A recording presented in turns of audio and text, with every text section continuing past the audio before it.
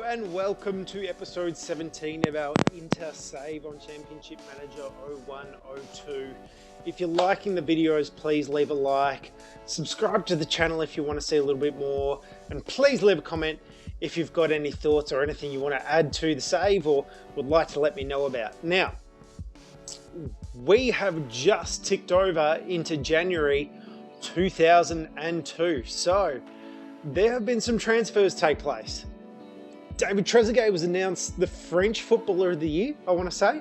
And also, we want to take a look at some of our other transfer targets and the under 21s, which I said that we'd take a look at. So let's quickly fly through some of this stuff. We also had a match in the Serie A since last time we caught up. So let's do this in order. We'll start with the match that we had in the Serie A.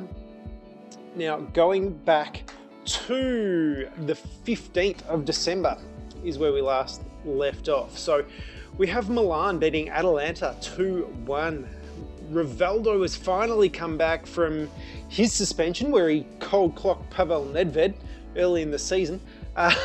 He's made a bit of a return, got himself a man of the match, 2 goals. Dida playing well in goal for Milan.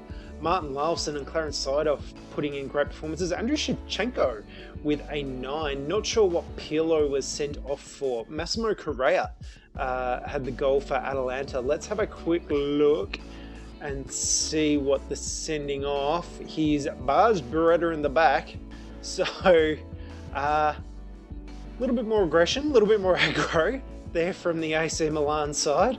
Moving on to the majority of the fixtures on the match day, you had Parma beating Bologna 1-0. Adriano with a 9 rating, a goal and a man of the match. Lots of 8s there. Baroni the only one having a bit of a rubbish game. Beyond that, on the other side of the ball, Bologna not playing well, but as you can see, Parma are absolutely making their climb up the Serie A. Juve with a 3-0 win over Chievo. Pessotto with a goal, Del Piero with a goal, Trezeguet with a goal, and man of the match going to Antonio Conte with a 9 rating. So playing well there, coming towards the end of his career before he moves into coaching. Pelissier with a 5 rating, D'Anna with an 8, Lorenzi with an 8. So okay performances on the Chievo Verona side of things. Como has beaten Regina 3-1. We won't go into detail there. Now, we've beaten Piacenza 1-0 in our game. Hernan Gil Crespo with the goal, the man of the match, and the 8 rating. We played, as you can see, we played relatively well across the board. Guadalben playing well in goal for Piacenza. Gurenko playing well in defence. Beyond that, they didn't have any great performances. We scored the goal in the 3rd minute. It was Crespo's first shot, so after all that, but then from there, we didn't do anything. And we had some really good chances. As we moved forward to attack, they came more towards us at the end of the game and got a lot more chances as a result. So as you can see there, 3 shots on target there. We performed pretty well in the air, so I was happy with that overall. Next up, we had Udinese beating Modena 2-1. We won't go into details there because of where they are on the ladder. The next big one was Perugia beating Lazio 2-0. Vrizas with the goal again for Perugia. Milanese with the man of the match and 9 rating. Zimaria playing well in defence on the wing. Rossi playing well in goal. Simone Inzaghi doing well up front for Lazio. And Fernando Couto playing well for Lazio. Should say at this point that for Milan, Pippo Inzaghi is getting absolutely, absolutely praised in the press, and that's what I was trying to say. So superlatives escape me, but the press is raving about Pippo Inzaghi at the moment. They are loving his performance. So that's taken Lazio down to 2nd and Perugia up to 6th. That result. Roma with a win over Brescia 1-0. Christian Panucci with a goal, man of the match, and an 8 rating. Emerson, Vince Montella, Walter Samuel all playing pretty well there, but good performances on the other side of the ball from Martinez and Pisano.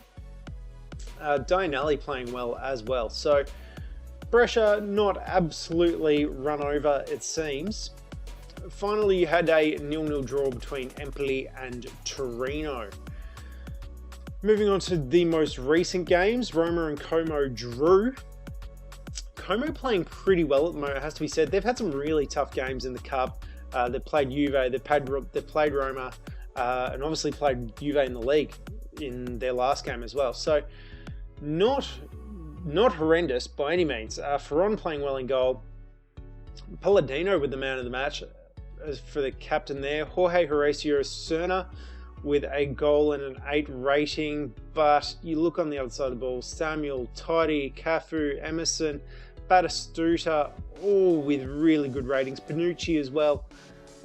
You'd have to say Roma, that belies, to be honest, how well Roma have played. They clearly didn't get too many shots on target, but Como with the 1 on target and the 1 goal, so they'd have to be stoked with that return. Juve beating Empoli 4-0. Zambrotta and Conte both with 10 ratings and goals. Conte with the man of the match, 9 for Del Piero and his goal. Trezeguet a goal and an 8 rating. Pavel Nedved with an 8 rating. Takinardi with an 8 rating. And Gianluca Bassotto with an 8 rating. So even Marcogliano coming on in the 70th minute was able to get an 8 rating in that short amount of time. So extremely impressive stuff from Juve. Finally, Parma beating Modena 1-0. Hideyoshi Nakata with his yellow card, man of the match, 8 rating and a goal. Adrian Mutu, the captain, for the Parma team at the moment. Junior playing well and getting an 8 rating as well. Carlo Teldo has played well for Modena, and Alessandro Zamparini playing well for Modena in the back, down the back there. So let's take a look at the transfers. We have made a few transfers, as I alluded to earlier. Leonardo Ponzio has come in from Newell's Old Boys in Argentina. The scouts were raving about him. He's a 19-year-old, and have a look at that. He's a walk-on on this team. He's coming straight in and can do a job in the centre of midfield or out on the right. Backing up for Conceição and taking a bit of the load off Gouli as he ages. But very happy with that pickup. Amazing. Look, his aggression could lead to some cards, but his bravery, his determination, his marking, his pace, he could easily play in that defensive winger position if we wanted to play him a little bit out of position or try and retrain him. Have a look at that tackling teamwork. Absolutely stoked with that pickup. We've picked up Cristiano Ronaldo for 750 now. In CMO 102, this is before he was the next big thing in the world, so his potential ratings aren't necessarily brilliant. He's not a world beater in CMO 102, but it's good to have him on your team. It makes you feel good. And his ratings aren't too bad either. So we've picked him up for 750. He's already worth 1.2 just in being transferred to Inter Milan. So happy with that as a pickup. Now, looking at the rest of the players we're looking at the moment, you can see there we've put in a bid for Zakora. We've put in a bid for Lee Yong-pyo. Both good players, and we're looking to cover those defensive positions. We did get rid of Serena as soon as the window opened. He went to Udinese, I believe. Andres de Alessandro, they're on our list as well. He's been praised by the press. Christian Kivu and Brett Emerton were our big targets, in all honesty, but Emerton's going to cost us over 10 million at this, no, over 11 million at this stage. I think our bids got up to there, and Christian Kivu we got up to about 9 million and still didn't have a bid accepted. So was kind of backing off with our finances at the moment. We've still got 20 million in transfers that we can pay, but I didn't want to blow the budget all at once. We have Zlatan there, who is currently playing at Ajax, Andy van der Meter and Harry Kuehl, which we talked about during the Leeds game, and he's going to cost us an arm and a leg as well, the 23-year-old.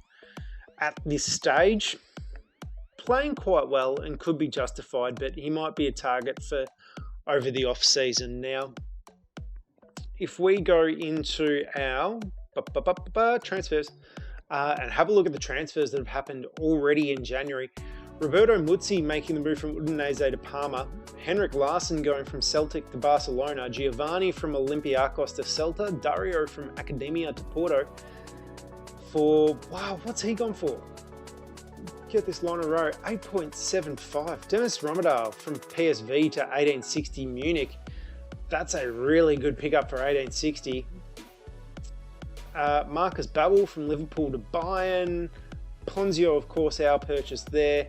Daniel Schumann from Freiburg to Schalke. Julio and oh wow, Enciso from Internacional to Zaragoza.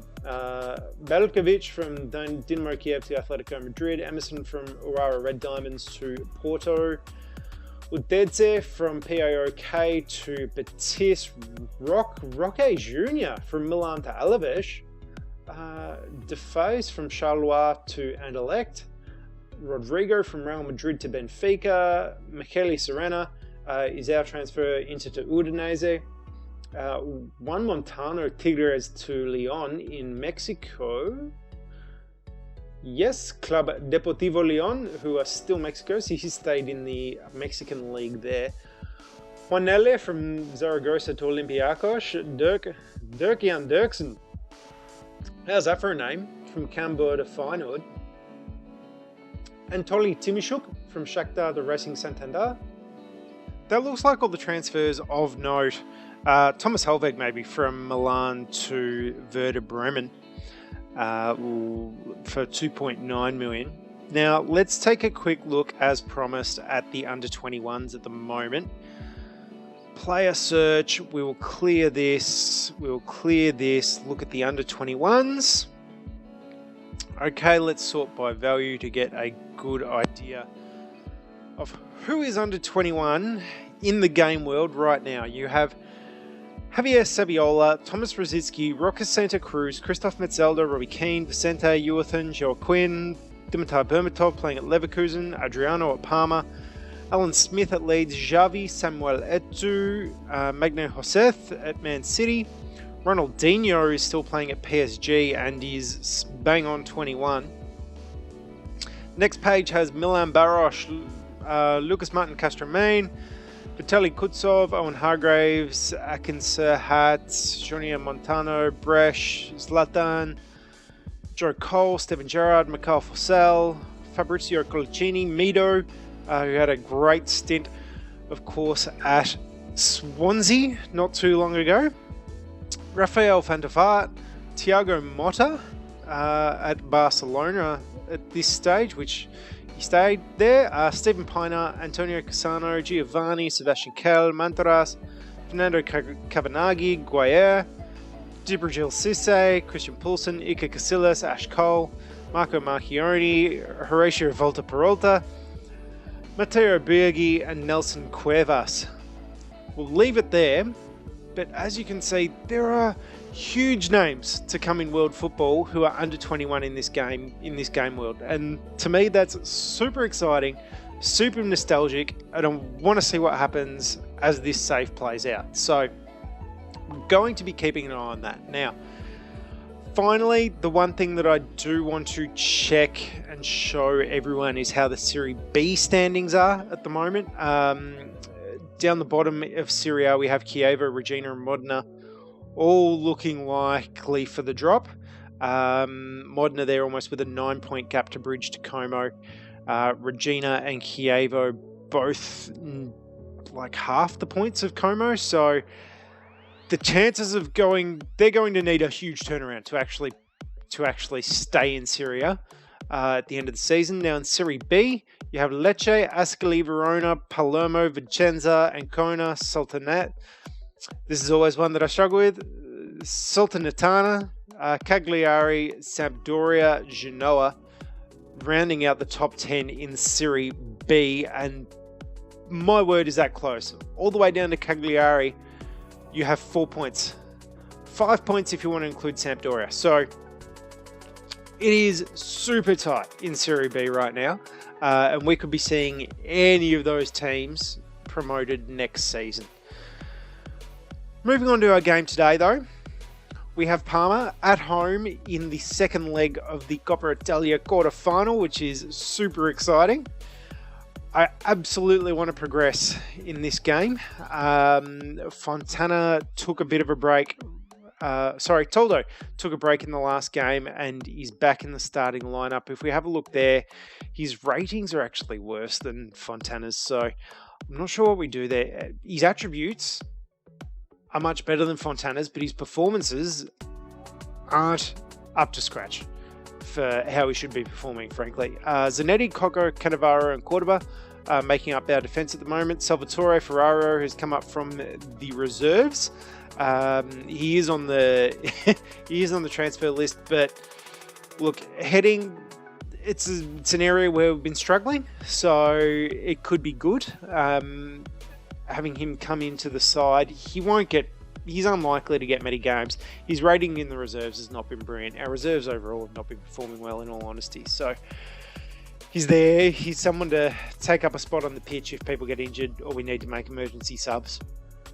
Moving into midfield, we've got Delmar, Almeida, Conceição, and Recoba all playing. Ponzio is on the bench as he's only just come into the team 9 days ago.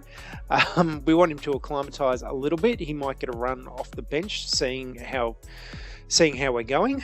Gouli is back from injury and will be on the bench. Emre there as well. So we've got a bit of depth in midfield, in our midfield bench at the moment, which I'm happy with. Di Biagio is suspended from all the yellow cards he's picked up. Finally, in our attack, we've got Crespo and Vieri, who are both going to play. I really need these guys to start firing. Ventular and Colon are our backups on the bench at the moment. If we do need to bring on a super sub, Colon got the game midweek, on the weekend in the Serie A, so he didn't score. He was okay.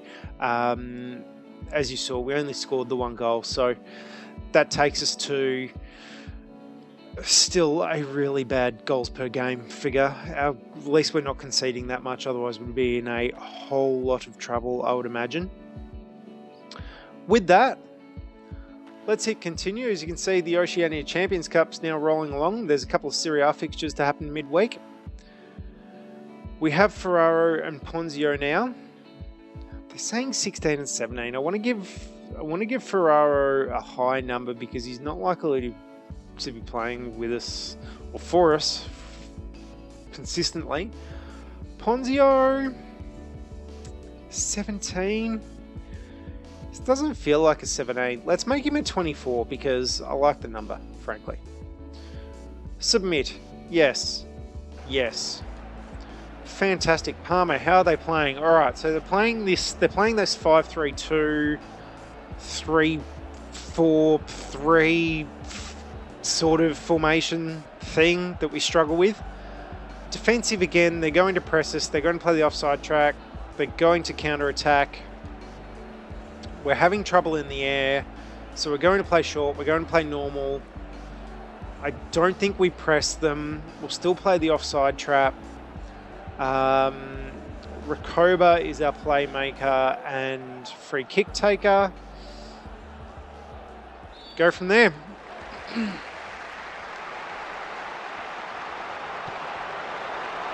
Delmar, already 3 minutes in again. That's too... No.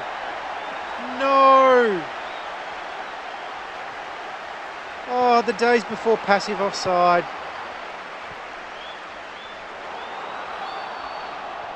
This all of a sudden feels like we could be in trouble. We get so few chances.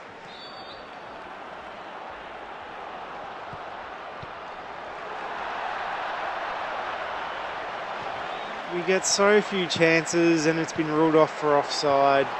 Vieri, oh.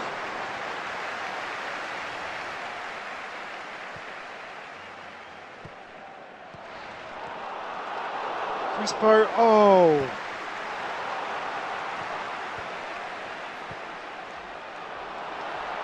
Now we're playing on normal because we don't want to get hit by the counter from Parma. And normal should be enough to create the chances for us, and so far it is looking that way, but we might have to look at a formation change or something at a half-time just to try and score these 2 goals that we need. We're already almost at half-time. Zanetti, Crespo, oh, And the corner's gone nowhere. Brutal for us. That's 4 shots on target and no goals. Obviously with that one offside of only 2 offsides that we've had. Oh, that's frustrating. That is really frustrating. Conceição's playing well, which I'm happy with. Almeida's not. Categorically not.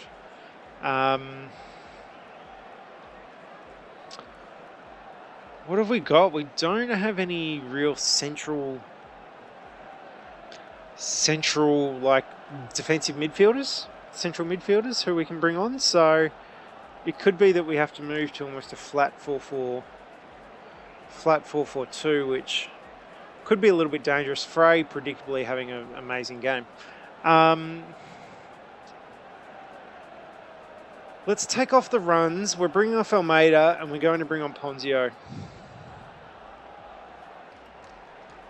I think it's the move that we have to make. He's got the attacking flair and creativity for it to work. Our wings here should be fine. These guys, should I not be having them on runs? I don't know. I think we need to go to attacking because we need 2 goals. If we don't get 2 goals, we're not going anywhere.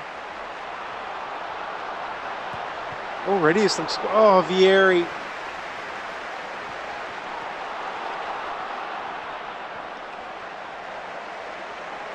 What's he now? Oh, sugar. Sugar is what I was going to say. That is not good. Not good for our team at all. Okay, Rakoba's coming up into that position there. Delmar, you're going to need to play there. Ponzio in the middle. Conceição there.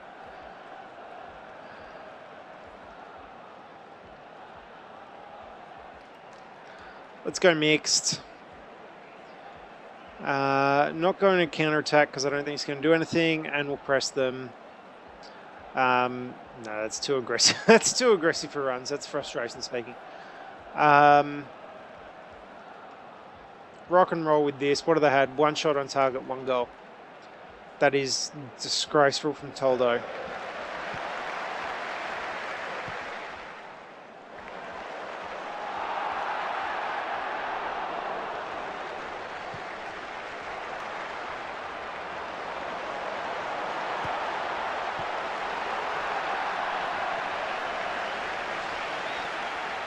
Oh, Coco's off, which is the exact thing we didn't want. We've got Vivas who can come on, he can play on both sides, but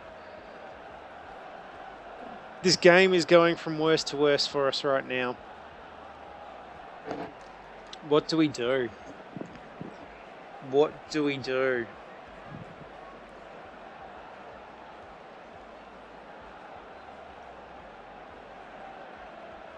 Ponzio can't play on the left, he plays on the right. Conceição can't play on the left either, he plays on the right.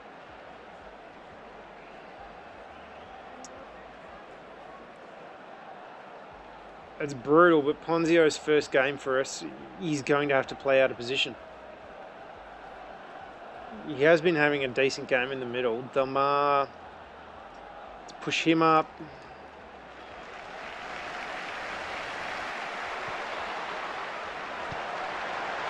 Oh, man.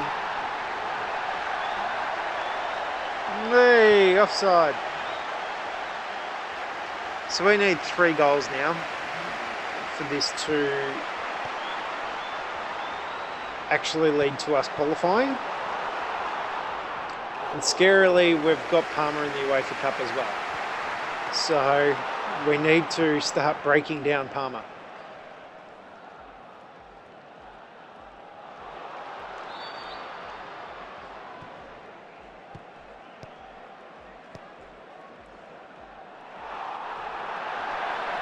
Quarter of a yellow card.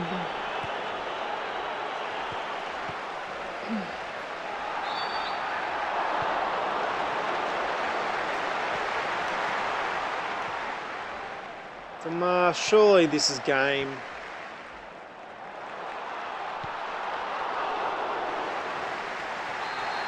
This Parma team, Roberto Muzzi's just made them even more dangerous than they were.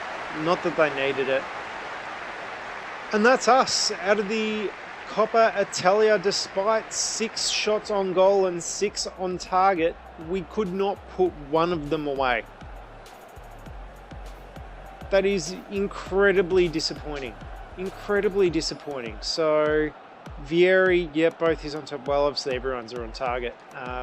But they came from our strikers. Recoba didn't manage to get a shot on goal, so potentially wasn't that threatening. Ponzio, given what we've done to him, has played well. Vivas has turned in a good performance coming on for Coco.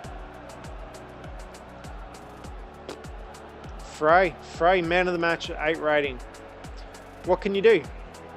Parma are just having these absolute freak amazing games against us where Frey is keeping us out and we're having a lot of shots and none of them are going in. They're having few shots and they are going in. So maybe it's time that Toldo's not playing against Parma. I don't know. Let's continue on. Parma, of course, going through. Juve going through. Bologna going through against Atalanta. And that is the Italian Cup. We've been defeated. Coco's out for 3 weeks after straining knee ligaments. And our next match is against Bologna at home. Given where they are on the table, 7th versus 10th, we might have that one in the next episode. We then have Parma in the Serie A, Udinese, Lazio, Torino. So, bit of a run coming up for us. In any case, please look after yourselves, stay safe, and I hope to catch you in the next video.